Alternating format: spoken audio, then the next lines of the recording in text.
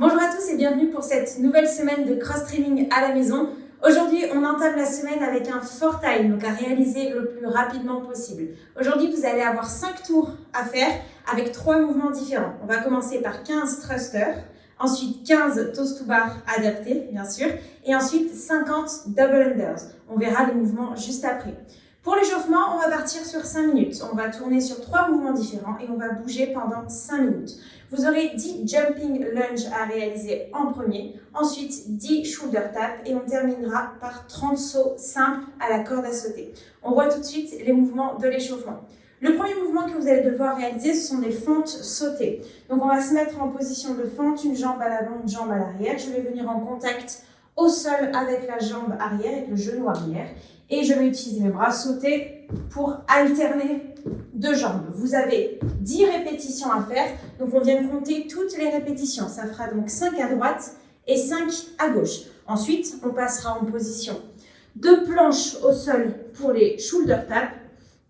Je viens décoller la main droite pour toucher l'épaule gauche sans basculer le bassin de gauche à droite. Donc, je viens rentrer le ventre, engager les abdos. Et je viens faire 10 répétitions, donc 5 à droite et 5 à gauche. Le but ici, c'est de vraiment maintenir les abdos engagés. Donc on vient faire l'exercice lentement. Et on terminera par 30 sauts simples à la corde à sauter. Si vous avez une corde, on vient faire les 30 sauts.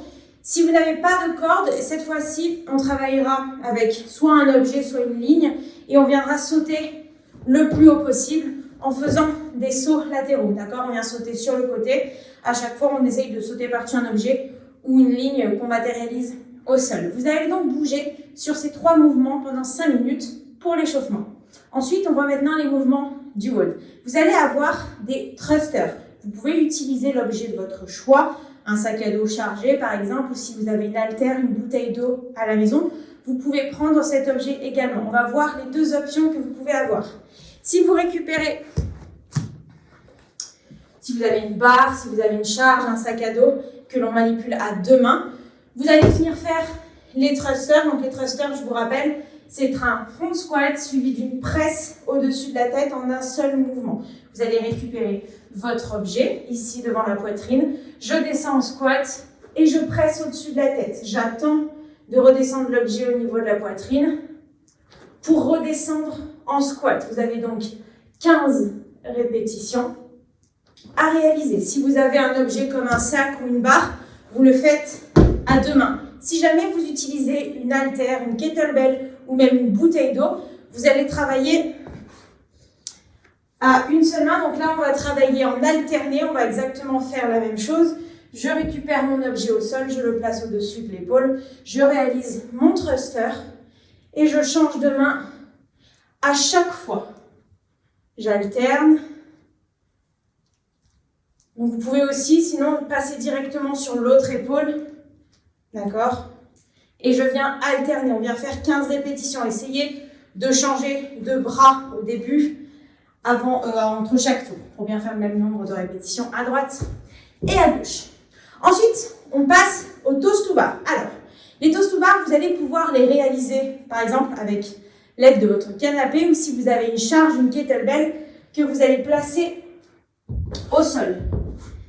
Ici, par exemple, j'ai une haltère. Je vais me positionner allongé au sol, les bras tendus, et je vais attraper mon haltère. Si par exemple j'ai un canapé, je viens placer les mains sous le canapé, ici pour avoir un appui, toujours les bras tendus. La position de départ sera une position holo, donc les jambes tendues. Je viens ici enrouler le bas du dos pour emmener les pieds au niveau de ma charge ou de mon canapé, et je retends les jambes. À chaque fois, si j'ai du mal sur cet exercice, je viens faire la même chose en montant les genoux et je retends les jambes. En gardant toujours ici les bras tendus, je me sers de la charge du canapé comme appui.